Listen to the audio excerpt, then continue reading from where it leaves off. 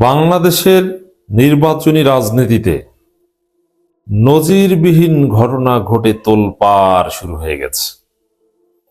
জামাত নিশ্চিতভাবে ক্ষমতায় আসার পর কি ঘটবে সেই হিসাব নিকাশও দিবালোকের ন্যায় স্পষ্ট হয়ে গেল। দর্শক, এখন এমন একটা বিষয়ে বিশ্লেষণ করব জামাত শিবিরের জন্য অতি গুরুত্বপূর্ণ সুখবর।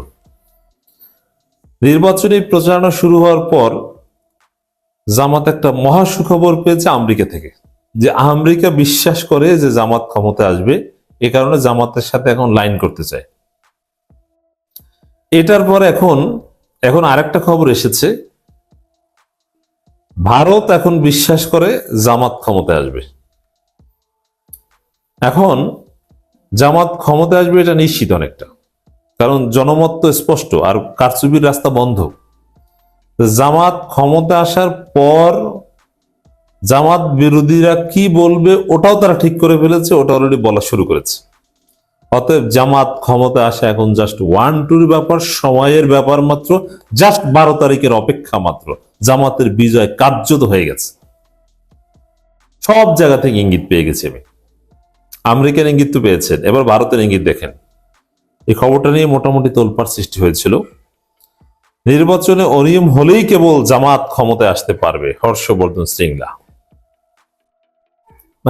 ভারতের অবস্থা নেই। এর মানে কি দেখেন, ভারত 14 সালে নির্বাচন অনিয়ম হয় নাই, ভালো হয়েছে, তাই না? সার্টিফিকেট দিয়ে দিয়েছে। 18 সালে রাতের নির্বাচন, ভারত সার্টিফিকেট দিয়েছে। 24 সালে ডামি নির্বাচন, ভারত সার্টিফিকেট দিয়েছে। কোনো প্রশ্নের। আর এখনকার নির্বাচন আগে ভাগেই অনিয়মের আশঙ্কা করছে। এবং এই যে কথাটা, নির্বাচন অনিয়ম হলেই কেবল জামাত ক্ষমতায় আসতে পারবে, আচ্ছা এটা যে ছাগলামি কথা, এটা তো বুঝেন। জামাত কি অনিয়ম করে? বাংলাদেশে অনিয়ম নিয়ে বা কারচুপি নিয়ে যত সন্দেহ সংশয় আলাপ আলোচনা, এটা তো রিগার্ডিং বিএনপি। যেমন যত আলোচনা রাজনীতির মাঠে, বিশেষ করে নমিনেশন পেপার সাবমিট করার সময় শুরু হওয়া থেকে, যে প্রশাসনের বিরুদ্ধে অভিযোগ ছিল বিএনপির দালালি করে, জামাতের দালালি করে, এটা তো বিএনপিও বলে না। জামাত ভোট কারচুপি করতে চায়, এটা তো বিএনপিও বলে না। অতএব জামাত অনিয়ম করবে বা জামাতের পক্ষে ভোট কারচুপি করা হবে, এটা তো বাংলাদেশে এরকম কোনো পারসেপশন নাই। কিন্তু এটা হর্ষবর্ধন শ্রীংলা কোথায় পেয়েছেন? স্বপ্নে পেয়েছেন না স্বপ্নে পাননি? তাহলে এটা কি? এটা হচ্ছে যে তিনি জনমত, ভারত বাংলাদেশের রাজনীতি সম্পর্কে জানে, যে বাংলাদেশে দেখছে ডাকসু জাকসু এগুলো দেখেছে না, স্পষ্টভাবে দেখছে যে জামাত ক্ষমতায় আসতে যাচ্ছে। এটা সময়ের ব্যাপার মাত্র। এখন জামাত ক্ষমতা আসলে ভারতের জন্য চিন্তা। ডেফিনেটলি ভারতের কাছে সুষ্ঠু নির্বাচন হচ্ছে একমাত্র তাদের দালালরা ক্ষমতায় আসলে। তো এখন বিএনপি ক্ষমতায় আসলে তখন বলবে সুষ্ঠু নির্বাচন। দেখেন কতটা অসৎ হলে নির্বাচন সুষ্ঠু অসুষ্ঠের মানদণ্ড আগে নির্ধারণ করে ফেলে। জামাত জিতলে নির্বাচন সুষ্ঠু হয়নি, জামাত না জিতলে নির্বাচন সুষ্ঠু হয়েছে। বাটপারি কত প্রকার কি ধান। একটা রাষ্ট্র প্রতিবেশী রাষ্ট্রের ক্ষেত্রে কতটা অসৎ হতে পারে তার প্রমাণ হচ্ছে এই বক্তব্য। তবে ওরা যাই বলুক, এই বক্তব্যের মধ্যে আমি দেখতে পাচ্ছি ভিন্ন কিছু। কি? ভারত মনে প্রাণে বিশ্বাস করে, বিশেষ করে যুক্তরাষ্ট্রে বলার পর তো আর কোনো কিছু বাকি থাকে না। ভারত মনে প্রাণে বিশ্বাস করে জামাত ক্ষমতায় আসবে। জনপ্রিয়তা দেখে এটা তাদের কাছে স্পষ্ট হয়ে গেছে। আবার যুক্তরাষ্ট্র জামাতের সাথে লাইন করতে চায়, এই খবর দেখে ভারতের মাথা খারাপ। এখন জামাত ক্ষমতা আসার পর কি বলবে ওইটা বলা শুরু করেছে। জামাত ক্ষমতা আসার পর ভারত বুকে পাথর চাপা দিয়ে জামাতকে মেনে নিতে বাধ্য হবে। মোদির টুইট দেখবেন, মোদির ফেসবুক স্ট্যাটাস দেখবেন, সেই ইউনুসকে যেরকম কনগ্রাচুলেশন জানিয়েছিল, ওই রকম ডাক্তার শফিকুর রহমানকে অভিনন্দন জানাবে। মানে জামাতের সাথে এই যে ভারতের যে বক্তব্য, নির্বাচন অনিয়ম হলেই কেবল জামাত ক্ষমতা আসতে পারবে, এইটার প্রথম ব্যাখ্যা হচ্ছে জামাত ক্ষমতা আসবে, এটা ভারত বুঝে গেছে। এখন ক্ষমতা আসার পরে কি বলবে ওই ন্যারেটিভ। ভারতপন্থীরাও একই কথা বলবে। কি বলবে? যে আমেরিকা ক্ষমতা এনে দিছে। বিএনপি, ভারতপন্থী দল বা হারু পার্টিরা বলবে যে আমেরিকা জামাতকে ক্ষমতা এনে দিয়েছে, যুক্তরাষ্ট্র জামাতকে ক্ষমতা এনে দিয়েছে। ওদের ন্যারেটিভ হচ্ছে, ওরাও ঠিক করে ফেলেছে, ওরা অলরেডি বলা শুরু করেছে। তবে ভারত চাইবে জামাতকে চাপ দিয়ে তাদের স্বার্থ কিছুটা হলো ধরে রাখতে বা তাদের প্রাসঙ্গিকতা ধরে রাখতে। এখন জামাতকে চাপ চাপ দিবে কিভাবে?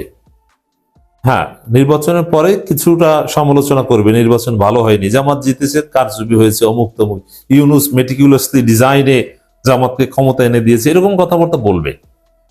কেন বলবে?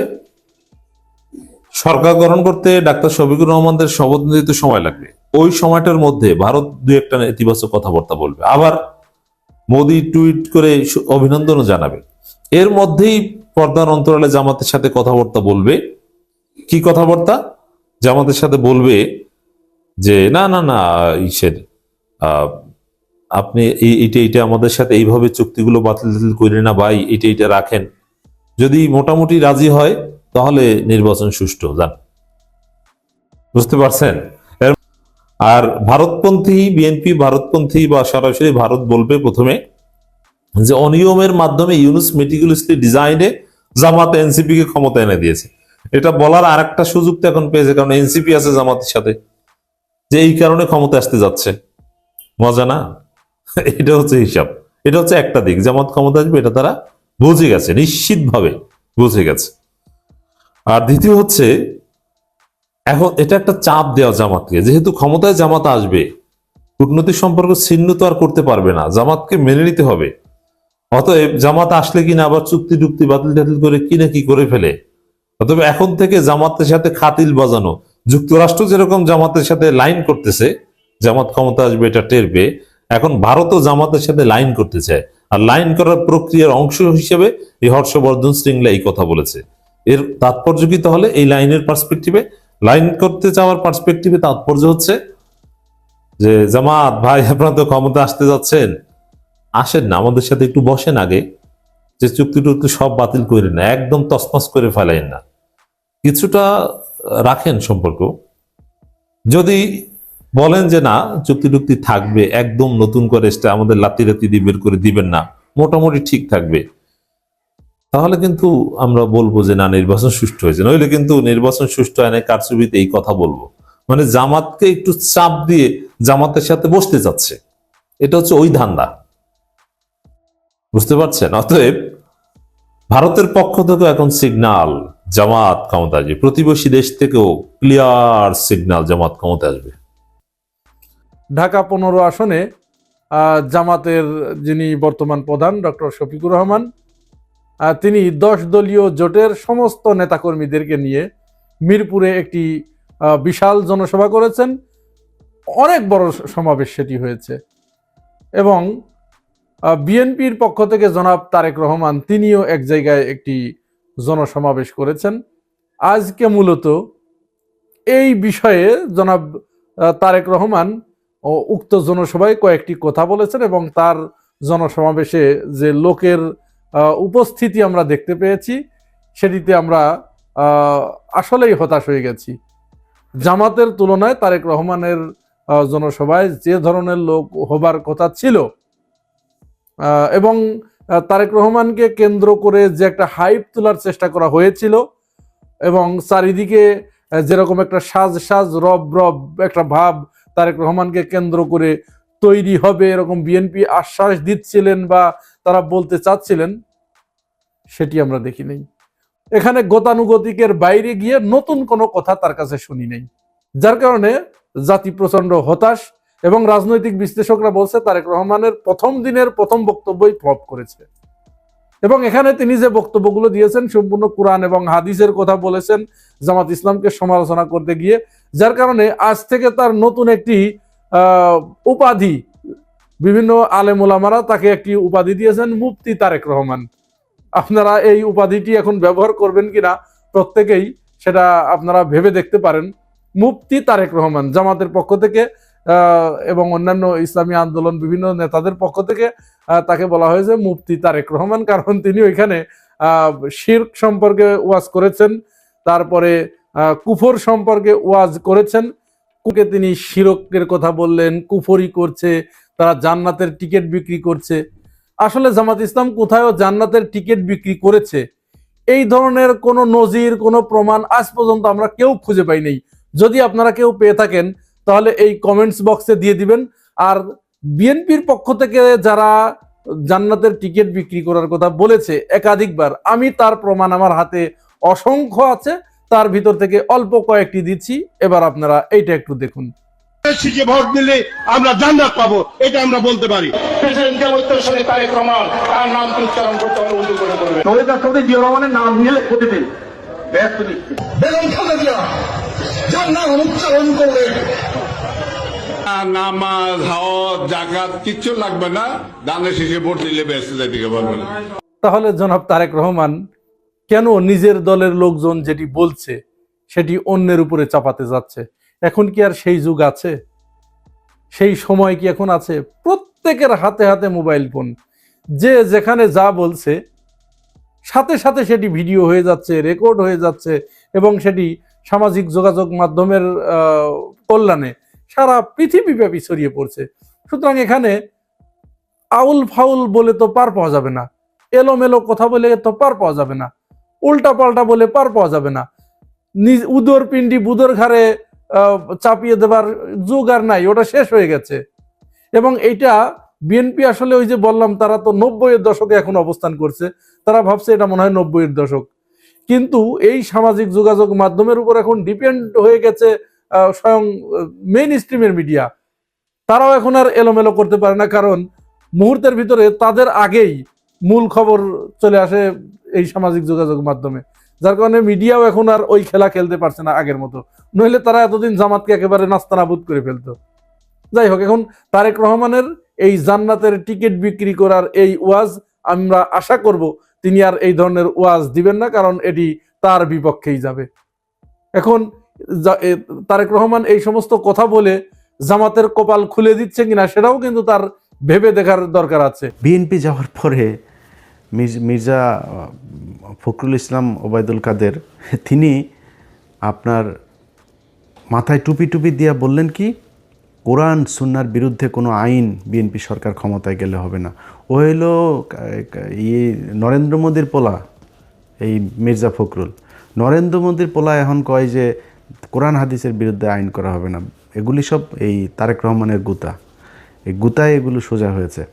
তো এরকম কিছু কিছু পরিবর্তন দলের ভেতরে এসছে, এবং আমি জানি না বিএনপি ক্ষমতায় যেতে পারবে কিনা। এবার বিএনপি যদি ক্ষমতায় যায়, যদি নাও যায়, 5 বছর পরেও যায়, তখন আমার ওই একই বক্তব্য থাকবে, এখন যেটা বলছে আগেও যেটা বলেছে।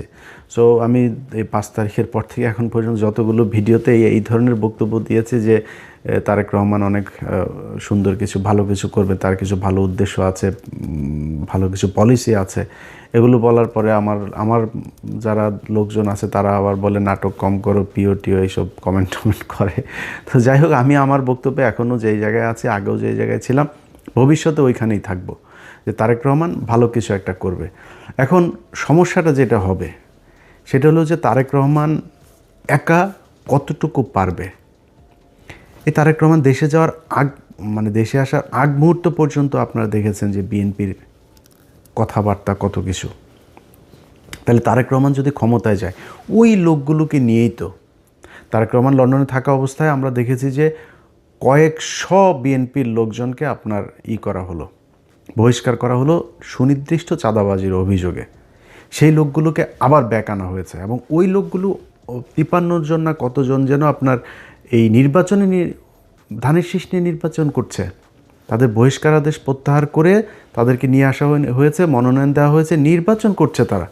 তো বাংলাদেশের মানুষ সবাই জানে আপনি নিজে সার্টিফিকেট দিয়েছিলেন যে হি ইজ চাঁদাবাজ, এখন আপনি তাকে মনোনয়ন দিয়ে বললেন যে ওরে এই চাঁদাবাজকে তুমি ধানের শীষে ভোট দাও।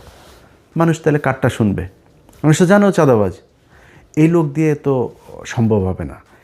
সমানে আপনার এই 2 দেশে নাগরিক, দ্বৈত নাগরিকত্ব নিয়ে আপনি নির্বাচন করতে পারবেন না, কিন্তু আপনি করছেন। তা আপনার তো উদ্দেশ্যই আপনি 5 বছর চুরি করবেন, করে আবার ফের আওয়ামী লীগের মতো পলায় বিদেশে যায় খাবেন। আপনি নাগরিকত্ব করছেন না কেন? আপনি ছাড়ছেন না কেন? তারপরে ব্যাংক লোনে আপনি নির্বাচনের আগেই, ক্ষমতায় যাওয়ার আগেই আপনি এটার কি বলে ঋণ খেলাপি। তো একজন ঋণ খেলাপি যখন কিনা নির্বাচনের আগেই চুরি করে ক্ষমতায় আসতে চায়, ও তো নির্বাচিত হয়ে ক্ষমতায় গেলে পুরো ব্যাংক দখল করে ফেলবে, পুরো ব্যাংক ধ্বংস করবে। এই আওয়ামী লীগের মতো, আওয়ামী লীগ যা করেছে সেভাবে ও ব্যাংক ধ্বংস করে ফেলবে, পুরো ব্যাংক খাবে বসে বসে। সেই চোর বাটপার লুচা। আমার চুয়াডাঙ্গার কথা বলি, আমার চুয়াডাঙ্গায় জামাতের প্রার্থী হলো একে অ্যাডভোকেট রাসেল ভাই, আর বিএনপির প্রার্থী হইল গিয়া শরীফুজ্জামান শরীফ। তিনি একাধারে চাঁদাবাজ, ধান্দাবাজ, দখলবাজ, টেন্ডারবাজ, সবশেষ ধর্ষক। ধর্ষণের অভিযোগ করেছে এক নারী।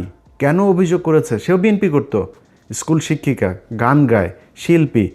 সেই নারীকে আপনার ধর্ষণ করার অভিযোগ করার কারণে তার স্বর্ণ চোরাচালান এই মামলায় ঢুকাই দিয়ে তারা জেলে রেখেছে, এখনও জেলে। এই সপ্তাহে হয়তো বা সে ভালো একটা সুসংবাদ পাইতে পারি, সে সম্ভবত বের হবে। তো এই ব্যক্তিরা যদি আপনি জামাতের রাসেল ভাইয়ের কাছে যদি আপনি শরীফ ধর্ষককে দাঁড় করান, তো মানুষ কাকে ভোট দিবে? সারা দেশে তো একই অবস্থা। এই যে মির্জা আব্বাস আর পাটোয়ারি তো কোনো রিক্সাওয়ালার কাছ থেকে চান্দা নেয় না, কোনো দোকান থেকে চান্দা নেয় না, ফুটপাত থেকে চান্দা নেয় না। চান্দা আব্বাসের কাজে চান্দা নেওয়া। সারা জীবন চান্দাবাজি করেছে, এখনও চান্দাবাজি করে।